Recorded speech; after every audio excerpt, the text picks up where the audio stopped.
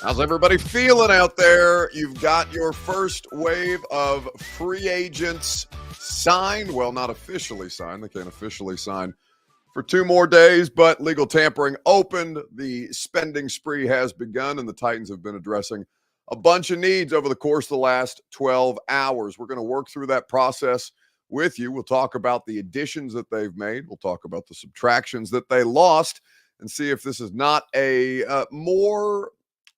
we'll talk about whether this is a better team today, right now, than it was this morning based on the number of attrition or the numbers where the attrition is and the different players that they will continue to have to add for this football team to be viable. We're happy to have you guys in here for another episode of the Primetime program. It promises to be a busy week.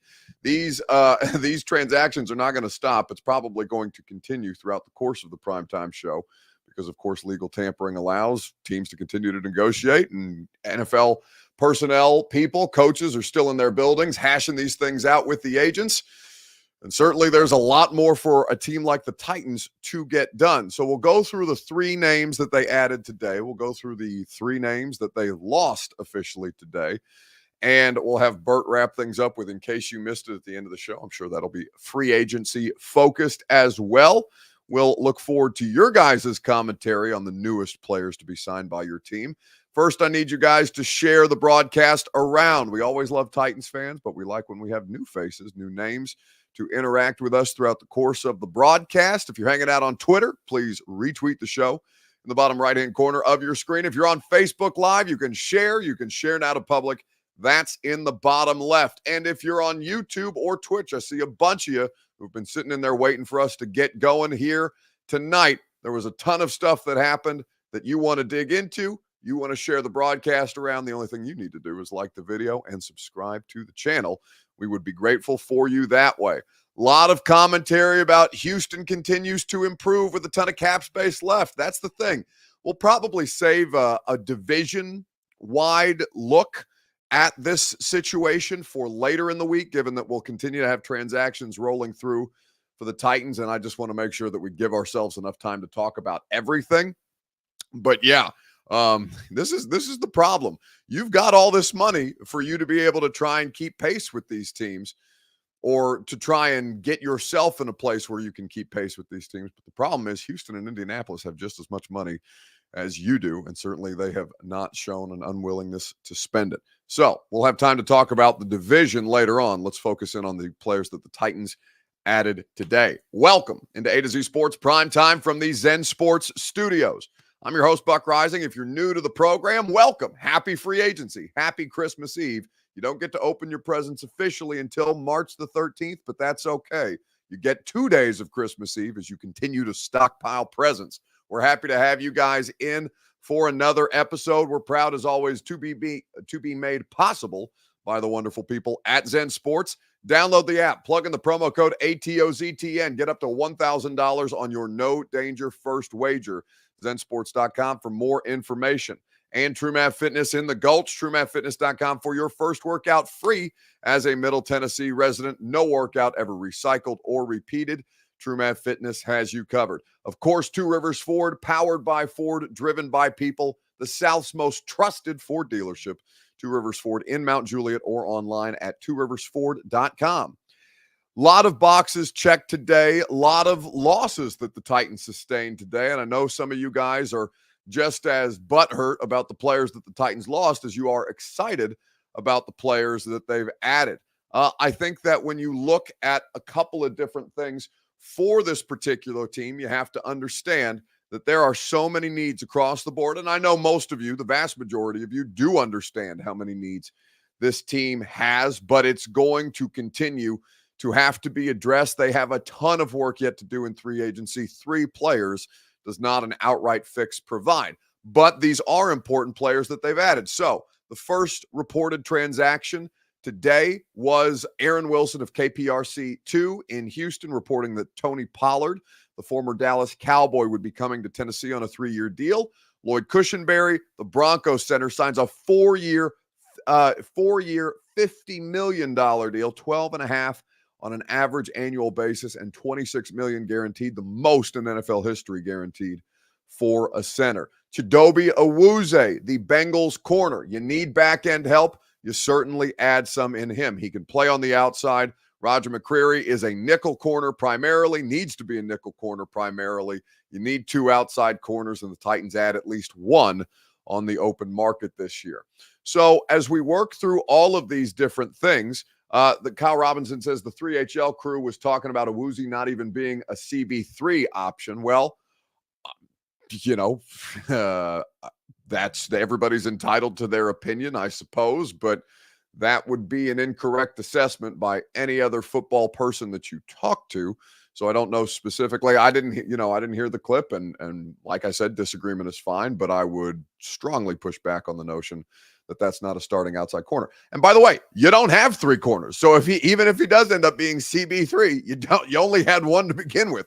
The fact that you would have three even would put you in a better position than you were in yesterday, because that's kind of where they're at with this. Roger McCreary, Elijah Molden, I don't know what position he's going to play in 2024. I don't know how this defensive coaching staff is going to see him. And obviously, I don't consider Caleb Farley to factor into this equation whatsoever.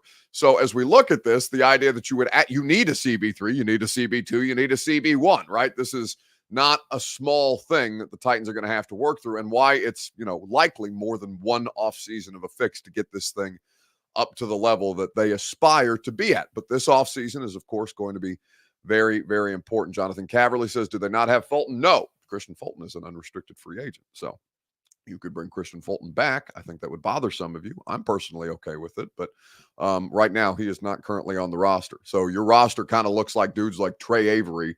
That's basically it. It's Trey Avery and Roger McCreary that are under contract for this football team right now, including or not including the addition of Chidobe Awuzie today. Okay, so looking at this, as you work through the three, or as you kind of process the three additions to this football team, what is the contract that you liked the most from the Titans' initial wave of free agent? What was your favorite free agent addition by Rand Carthon and his front office staff today? We'll talk about it together. Of course, it's your Two Rivers Ford Take. As always, your Two Rivers Ford Take is made possible by the South's most trusted Ford dealership. That is Two Rivers Ford. Quality American-made Ford vehicles, they go above and beyond to put you in the driver's seat as their customer. All their new non-specialty Fords are sold below MSRP, and that is the kind of customer service that they aspire, that they achieve. Over 40 years. We're coming up on 41 years of Two Rivers Ford as a locally owned and operated business serving you. I'm a customer. DeAndre Hopkins drives a Two Rivers Ford truck. Coach Dave McGinnis, Ramon Foster, Don Davenport of 3HL, all of us Two Rivers Ford customers, just like hundreds of thousands of Middle Tennesseans over the course of the last 40 years. TwoRiversFord.com for more information. So looking at these contracts, a 3-year deal for Tony Pollard, a 4-year deal for Lloyd Cushenberry, the center, and another 3-year deal for Chidobe Awuzie to come and be a starting corner here. As you look at all these 3 different contracts and the players that are attached to them, which one do you favor? You can be happy with all 3 of them. You can disagree with one. You can like another. I know there was some pushback on the idea of paying $8 million a year for Tony Pollard and letting Derrick Henry walk when he's probably, Derrick's not going to sign a 3-year deal. I would be surprised at 30 years old if anybody offers Derrick a 3-year deal. But if Derrick got 2 years, $20 million, and you signed Tony Pollard for 3 over 24, is that going to make Titans fans feel better about the situation? Probably not, but they're committed to a different style of play. This was something, it's like Kevin Byard. They've been trying to move on from Derrick Henry for quite some time. Whether the ownership group would let them or not, that's been debated and discussed. We don't know for sure, as reported fact, that ownership was unwilling to move Derrick Henry at the trade deadline last year. But either way, Derrick Henry's time in Tennessee is over, and that is something that we will probably reflect on also when he ultimately ends up signing. So, of the 3 contracts that they agreed to terms with players today, what is the best move that you guys thought the Titans made today? Cushion is 4-year deal, says Randy Howard, takes them through the entirety of Levis's rookie contract. That cannot be more important for his growth. I agree. Lloyd Cushenberry is an incredibly valuable player for this team. He is getting compensated, and it was my understanding that he had to be convinced pretty significantly, and the finances are very convincing for Lloyd Cushenberry to come and play here. This would not have been his first option, as I understand it, talking to a couple of league sources. And, well, I can just read you directly from the text that I was getting about Lloyd Cushenberry today from a league source in the know. On Lloyd Cushenberry, let's see. Blah, blah, blah, blah, blah. Had several other offers. The AFC is the best conference to play for the money, and he got the money today. And he can be the leader and face of the offensive line, according to a league source that was important to him. Also added that he's not a big talker, works very hard. That is exactly what the Tennessee Titans need. There's been a leadership void, essentially, since Ben Jones was cut from this roster last year. And it's not just about Ben. It's about this kind of depreciation of the roster over time. You need that kind of grit and grind player up front that can help lift all boats, right? A tide to lift all boats. You've got help for Will Levis, a support system in place, somebody who's going to help him problem solve, as opposed to Levis having to bring along a rookie center in his first NFL season. You could do that. There are some talented centers in this draft, but my preference has been the entire time, and I knew that they were very much interested in going about this way, finding a veteran center to help support Will Levis and get him off to the fastest start as much as humanly possible. I think that when you look at him in particular, Lloyd Cushenberry is incredibly durable. He is incredibly competent. Denver had the 8th best offensive line by Pro Football Focus's pass blocking efficiency this year. That personally would be my favorite contract, but I know that there's a fair amount of Titans fans who are excited about Tony Pollard because it signifies, and maybe you already knew this, but this is as definitive a sign as any, that the Tennessee Titans are going to be playing a much different style of football in 2024. Tom Pelissero working the phones and getting the news, including, as Steve mentioned, the Tony Pollard news. This is an interesting running back class. Swift went first, and then Pollard to the Titans for, what, similar numbers? How does this break down? We'll see how the breakdown of the numbers is, but on their face, they look like identical deals. 3 years, $24 million for Tony Pollard and the Tennessee Titans. They've been in the market for a running back, trying to add to what they already have and really trying to kind of rebuild this roster the right way. $8 million is basically the price for a really good starting running back as we see this market kind of get rebuilt a little bit. I would expect Josh Jacobs, I would expect Saquon Barkley to top this, and this is a good sign as we all talk about the sort of depreciation of the running back market. We are now seeing brick by brick, starter by starter, this thing get rebuilt. And, you know, if you're the Tennessee Titans and you have Will Levis and you have an offense that is trying to be a little more productive and efficient as last year, getting a top-tier runner to pair with Tajay Spears is a really, really good way to do it. And so that's exactly what they do. Now, I've been talking about this on the radio show for weeks, right? You don't need a Thunder and Lightning anymore. I'm totally fine with Lightning and Lightning. I'm good with Thunder and Thunder, depending on how their skill sets marry. You don't need an A.J. Dillon, right? We had a caller on the radio show bring up A.J. Dillon the other day as a complimentary piece to Tajay Spears. And I kind of looked at it and said, well, why does a complimentary piece have to have a totally different skill set than the running back that you currently have? The best reason the Tony Pollard deal makes sense is that you don't tip your hand right out of the gate. Derrick Henry is an outright giveaway. Every time he's on the field, you know what they're going to do, right? Even if they're trying to get a play action pass off the ground, you know that Derrick Henry is going to be a feature in their rushing attack. He's going to try and set up as much play action opportunities as humanly possible, but you show your hand when Derrick Henry's on the field. Spears and Pollard have such a similarity as far as their skill set is concerned. You don't want to have to basically show the defense, give the defense any additional tips or tricks right out of the gate just by which running back is on the field. Right now, they have to make sure that they're trying to run as many different plays at a similar formations as humanly possible. Having this sleight of hand with these two different running backs, or these two, they are two physically, I mean, they're not even that physically different. Having two players who have a similar skill set, who can play at a high level, both Pollard and Spears, we think Spears is capable of delivering at that kind of level, gives you this kind of advantage that Derrick Henry has not allowed for. Now, that doesn't mean that Derrick Henry was a hindrance or anything like that. Obviously, Derrick Henry's greatest ability is being able to overcome all that bullshit and work and run into loaded boxes anyway. But if you can make your life easier on your running backs as much as humanly possible, I think this allows you to do so. in a pretty significant fashion. McRen says, sucks that we lost Brewer. He would have been a great backup. He was the 35th center out of 37 qualified centers last year. You and I have a vastly different definition of great, my guy.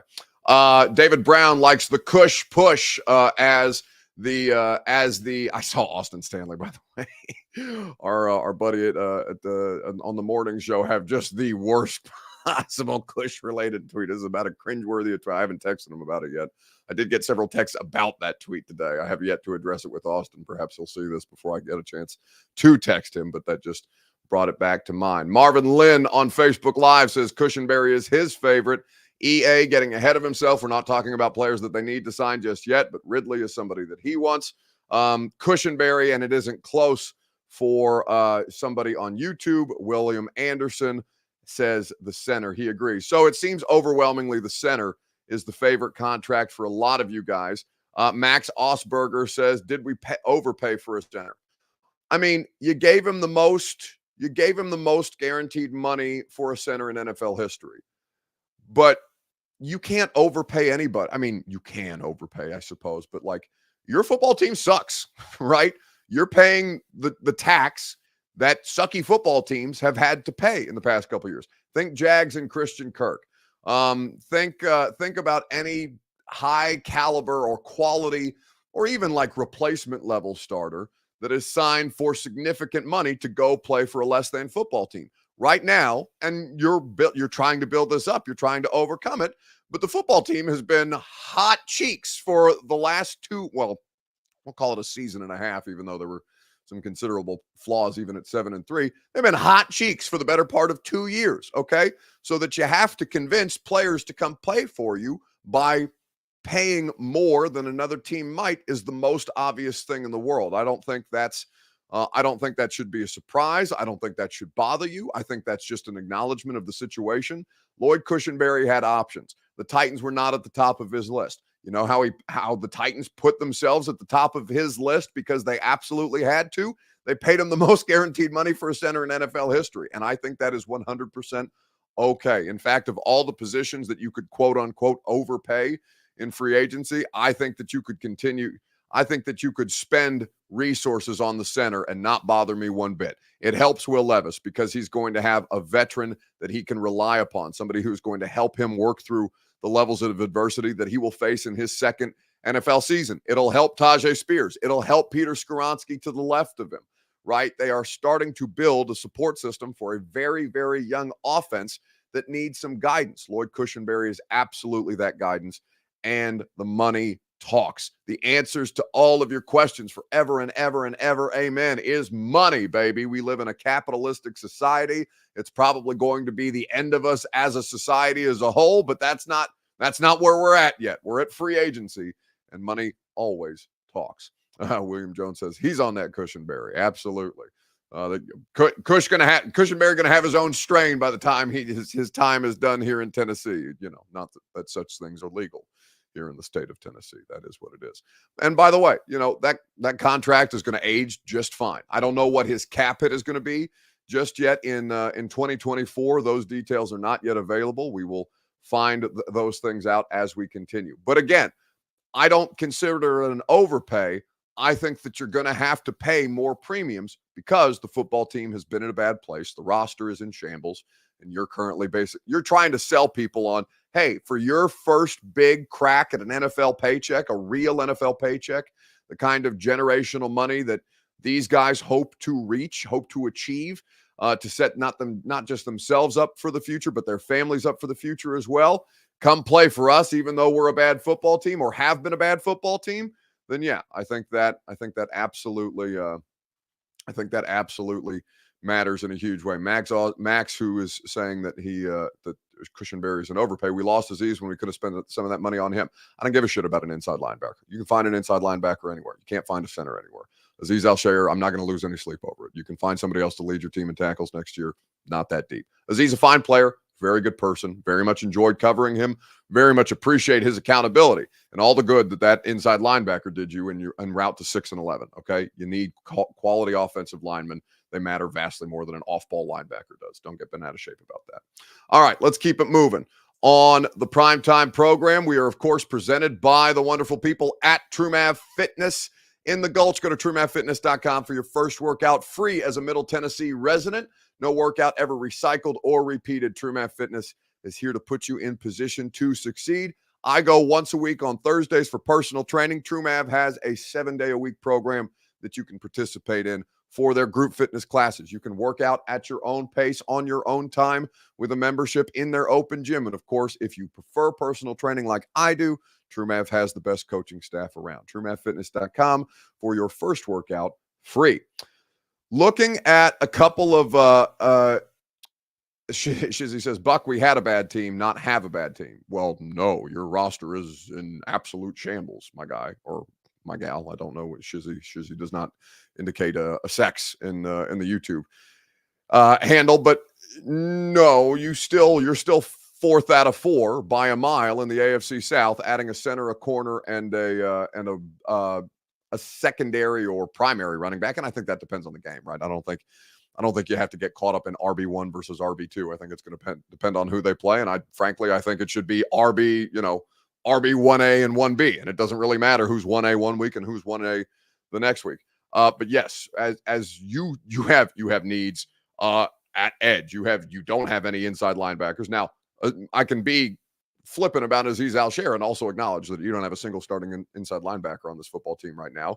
You still have needs at corner. You still have needs at safety. You still have needs at wide receiver. You still have needs at tackle. This is not a good football team. We'll see how they continue to build it back up. But right now, if you're going to look at your roster, even with these three additions, I mean, this is not going to give them the edge in the AFC South. You see how much money the Houston Texans are spending today, and the Colts have just as much as the two of them. So this is very much a just trying to get out of the basement of the division, because there is no question that they are fourth out of four, for the foreseeable future until such time as they prove themselves otherwise. And we're going to have quite some time until this product gets out on the field, and then we can determine how competent the Tennessee Titans might be. But they're selling, if you're looking around and seeing Tennessee Titans 6-11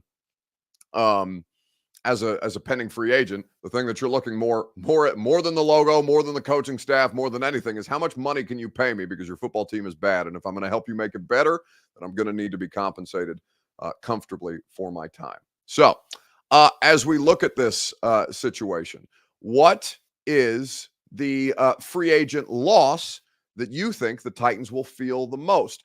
Derrick Henry is on the graphic, but Derrick Henry hasn't officially signed with another team just yet. So the question becomes, of the players who were on your roster who now are signed to other teams, and there was 4 of them that I can name off the top of my head, and perhaps, I'm trying to keep an eye on my cell phone as much as humanly possible to see as more information becomes available. But of the players that signed elsewhere that are formerly Tennessee Titans, which loss will hurt the most? We'll talk about it together in the comments on Facebook, YouTube, Twitter, and on Twitch right after I remind you that the Primetime program is presented by Zen Sports. Can't wager on NFL games just yet, though you can wager on futures and prop bets like that in the Zen Sports app. You also have same-game parlays on the NHL and the NBA. I'm watching the Spurs and the Warriors right now. You can bet on basketball, March Madness right around the corner. ZenSports.com for more information. Terms and conditions do apply. Gambling problem, call the Tennessee Red Line, 1-800-889-9789 for more information. Must be 21 and up in Tennessee to bet. Let's see. Would have been Autry if Brewer were coming back. Well, neither of them are coming back. So are you saying Brewer over Autry? That would be surprising to me. E. Williams says, given the news about T. Higgins, do you think they will go after him? I don't think so, but you can't 100% rule it out. I just think it's very, very unlikely. I hear trending that I hate when you guys do this because you guys ask me questions. I hear trending that we got the tackle from the Bengals. Not sure if this is true. Can you verify it, Buck? No, I can't verify it, in fact, and I don't know where you're getting it, and you're not citing sources in there. So I'd rather, instead of you guys just lobbing out speculation or something that you may have read from your aunt on Facebook, maybe you're totally capable of fact checking this yourself. And if you don't see it out there from any mainstream news sources, or that we haven't said it in particular in a way that's been verified, I would love if you guys don't ask me to verify shit in real time on the chat. Well, obviously, we're not capable of doing so. But no, I absolutely cannot verify that. And keep your aunt's Facebook posts out of the comment section on the Primetime Show. Thank you very much. My aunt knows everything, Buck says how not to. I know, that's the problems with aunts on Facebook. They all know everything. Expired. That's a different commercial. Anyway, Autry for sure, says Chosen522 on YouTube. I'm saying Autry would have hurt if Brewer was still at center. Oh, I understand what you're saying. Autry will be a major loss. I see him going to Detroit. Well, of course, you are also behind in the news cycle then because he's on a 2-year deal to the Texans. So the Texans got a bunch of guys. What have you been doing today that you haven't been able to keep up with the news? There's only so many players that you had to lose, and of course, Autry being lost is one of the biggest losses. He is the biggest loss for sure. Now he got a pay raise. He was on a 3-year, $21 million contract here in Tennessee. He got 2 years. He got 2 years, $20 million. He's making $10 million a year from the Houston Texans. Both he and Azeez Al-Shaair are going to the Houston Texans. Now, the combination of the two of them is going to cause you problems. They're going to try and mess you up in the division. You're going to have to play Danico Autry twice a year, the same way that the Colts did, and you know how much he enjoyed playing the Colts when he got the opportunity. Now, here's the thing about Danico. He is 34 years old, but he can still get it done. That price tag, I think, is a little rich for all the different needs that you have. The problem with the Texans and you trying to keep pace with the Texans, who are currently the division, the AFC South, they are defending their AFC South title in 2024, is they have almost as much money as you do. They can spend almost as much money as you can. They are going to continue to try and keep their hold on this division and have the resources and the draft capital and the quarterback and the core foundational pieces like Laramie Tunsil, left tackle, to be able to do so and add luxury players like Danico Autry to play for DeMeco Ryans in that defense. Now, Azeez Al-Shaair reuniting with DeMeco Ryans is also bad news for Titans fans because that, of course, was his defensive coordinator in San Francisco. Azeez is a good inside linebacker for sure. You're not going to be better for having lost him because right now, like I said, you don't have a single inside linebacker that is even remotely close to starting caliber on this Titans roster, and they're going to have to work through that process. Puka says they had freaking money to pay Autry. Again, I'm okay with it. It sucks that he goes into the division, but Puka, I'm telling you, at 34 years old, I'm fine with Danico Autry moving on. It's different than the Colts situation, even though it's probably going to be an unpleasant experience for you for as long as he's in the AFC South. I'm not saying that you would not have benefited from keeping him. But again, of all the needs that they have, I don't know that 2 years, $20 million for Danico Autry is worth it just to keep him out of the hands of the Texans. Now, like I said, he is the second most important free agent signing that John Robinson made, with the first one being Ben Jones. Now, Ben Jones is significantly more important to the viability of the Tennessee Titans than was Danico Autry, but there's no question that he had a really, really impressive, a career-best 3-year run. You're betting on him continuing to produce at that kind of a level. Danico is already somebody who is starting to have, who has had knee issues. I don't want to call it knee issues, but he's been working through a couple of injuries over the course of the last few years, and that's not going to get better as his age continues to get up there. I'm not saying that it's a good thing that he's gone. I'm just saying it's not the worst thing that he's gone. It does hurt you that he goes in the division and that he's going to continue to bother Will Levis and that he's going to make Will Levis's life a living hell. That is now, without Autry and without Tart, you got needs all over the defensive line. And so I completely understand why people would push back on the notion that the Titans should be comfortable letting them walk. I'm not saying that it's going to be a totally comfortable experience. I'm not saying that it's going to be a totally pleasant experience. It is by far and away the biggest. It's probably going to be the most impactful free agent loss that they have this offseason. And I would honestly include Derrick Henry in that mix. I think that Tony Pollard is, you're not going to have a 2,000-yard running back anymore, but that's fine. If you can have one running back go for 1,200 and another go for 700, you're completely fine with that situation. You'll make it work. Can you spend less on somebody like a DJ Reader and sign him from the Houston Texans? Absolutely. Well, no, actually, I'm sorry. DJ Reader was a Bengal most recently? Yes, DJ Reader was a Bengal most recently. So DJ Reader, a high-level player, more a nose tackle, absolutely. Autry played as much edge as he did inside, which is something to keep an eye on because Harold Landry and and Jeff Simmons are not enough to get it done. The 2020 defense was plenty evidence of that. Arden Key is inconsistent. You still need edge help. You need edge help. You need interior defensive line help. Autry, for a long time, was able to do both of those jobs. Again, I'm not saying that it's a good decision that they let him walk. I'm just saying I don't have the biggest issue with them letting him walk, even though he is going to be the player that goes on to hurt you the most. Unless, of course, Derrick Henry signs with the Ravens and wins the Super Bowl, is entirely possible that he does. Stay tuned. Head on a swivel. Anyway, there were a bunch of different transactions that came down the wire throughout the course of today, including some that we're going to talk about next with Bert, because it's time for In Case You Missed It. What was the most interesting contract that you saw given out on the open market today, regardless of team, on Facebook, YouTube, Twitter, and Twitch? We can talk about it together right after I remind you that the Primetime program is made possible by the Ashton Real Estate Group of RE/MAX Advantage. GaryAshton.com is where you go for your dream address without the stress. Don't sell without the intel that the Ashton team can provide. Somebody asked me about Patrick Queen of Robert Walsh's Ratbirds. How do you feel about Patrick Queen? I got by the fake chef today. Did you see that? I saw that. I saw you gave him a retweet. I like Patrick Queen. I don't know if I like open market free agent linebacker money. Patrick Queen. You're seeing especially not if Alshire is making $32 million over 3 years. That's legit money.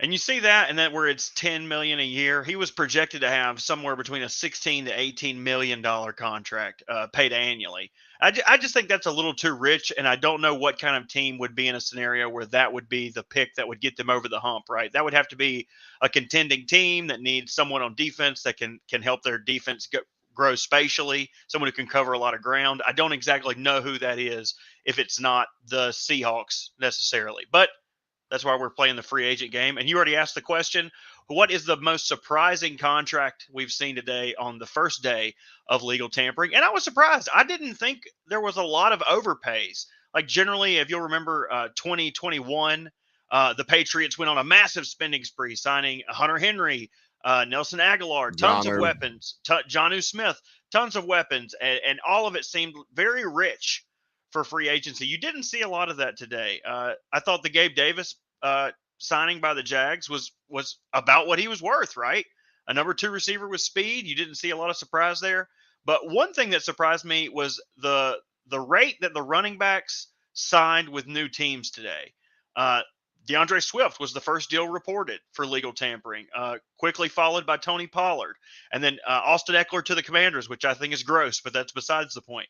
The one that really surprised me was the Green Bay Packers not just having interest in Josh Jacobs, but jumping off the perch that was Aaron Jones to sign Josh Jacobs. Oh, You wow. good? What do you got? Sources say that the Packers are expected to sign Josh Jacobs. Interesting. Oh. So Josh Jacobs and Aaron Jones together with A.J. Dillon out. Yes? Wow. Yes. Hold on. I'm typing. Okay. This is how the sausage is made here. Sorry. Ian reporting Josh Jacobs. The Raiders just signed Christian Wilkins, gave him a massive deal, and That's now got to be a big a running back that they last year gave a franchise tag to, played on the 1-year deal, tweaked it a little bit. Ian, Josh Jacobs to Green Bay. Wow. So think about that. I mean, that's look, what the Packers have done over the last couple of years is manage the quarterback money, okay? What they have done now is not have to manage the quarterback money, so they can build a roster all around their new quarterback. They can build a roster all around Jordan Love, who's making money, but not the kind of money Aaron Rodgers is making, so you can afford to pay a running back top of the market. That is what they've done. The Green Bay Packers are signing Josh Jacobs, a massive, massive signing for Green Bay. Another thing about Green Bay is if you look at the weapons that are on their team, I don't think there's any non-rookie contracted wide receivers or tight ends. Everybody is currently on their rookie contract. So they're able to have a little luxury spend like this in Josh Jacobs to put a little juice in the offense and give some more love to Jordan Love. And I had one gross oversight. Robert Hunt got $100 million, which kind of seems like an overpay, but in a world where guards like Chris Lindstrom, Robert Hunt was easily the best guard in free agency.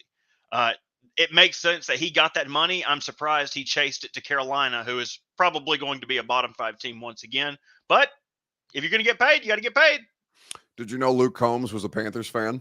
I did know that, yes, but he also masquerades as a Cowboys fan, I believe. A lot of North Carolinians are upset about that he kind of flip-flops between the two. Well, he decided to bury the Panthers today on Twitter, which was thoroughly hilarious to me because they paid a guard $100 million. Now, I will say, if the interior defensive line, Chris Jones making what, $32 million a year on his average annual salary? You're going to pay a $20 million guard to stop a $32 million defensive tackle. I think the math is definitely mathing on that. So I understand why people are sticker shocked by it, but I would also say that that's just kind of interior pressure is the fastest way to the quarterback. If you got somebody who's worth a damn to stop him, then he might just be worth $20 million a year. D Good asking me to tilt my camera down. No, you're going to have to guess whether I'm shirtless or not today because I was reprimanded by our bosses. I'm no longer allowed to be shirtless on primetime. Who said that?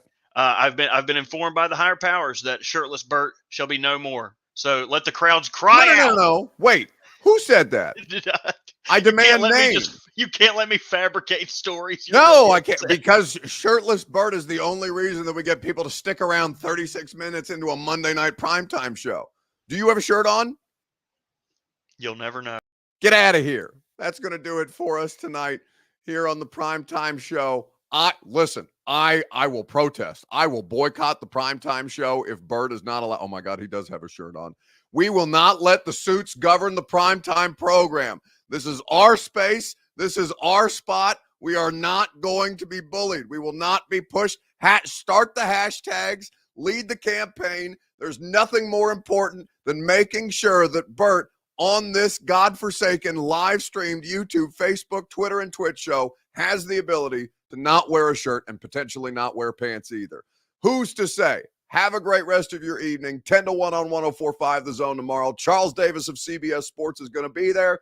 There's going to be more free agent news. You're going to snort it like a drug from 10-1 on 104.5 The Zone. Don't do drugs. That's an important thing. And I'll talk to you guys tomorrow morning at 10 a.m. on the radio show. See ya.